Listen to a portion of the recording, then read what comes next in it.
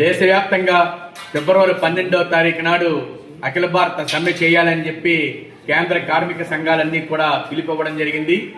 ముఖ్యంగా కార్మికులు పోరాడి సాధించుకున్నటువంటి కార్మిక చట్టాలు ఏవైతే ఉన్నాయో ఈ చట్టాలన్నింటినీ మార్పు చేసి 4 లేబర్ కోడ్స్ గా మార్చి నరేంద్ర మోడీ ప్రభుత్వం కార్పొరేట్ అనుకూల విధానాలను అవలంబిస్తుంది. కార్మికుల్ని బానిసలుగా చేయడం కోసం ఈ లేబర్ కోడ్స్ ని తీసుకుని వచ్చింది. అందుకనే ఈ లేబర్ కోడ్స్ రద్దు చేయాలి అని ఫిబ్రవరి 12న కేంద్ర కార్మిక సంఘాలు, ఉద్యోగ ఫెడరేషన్లు అన్నీ కూడా ఈ సమ్మెకి పిలుపు అనేది ఇవ్వడం జరిగింది. ఈ లేబర్ కోడ్స్ కనుక అమలు జరిగితే కార్మికులు ఇప్పటిదాకా అనుభవిస్తున్న హక్కులన్నీ కూడా కోల్పోయే ప్రమాదం ఉంది. తిరిగి బానిసత్వంలోకి నెట్టబడితే పరిస్థితి ఏర్పడుతూ ఉంటుంది.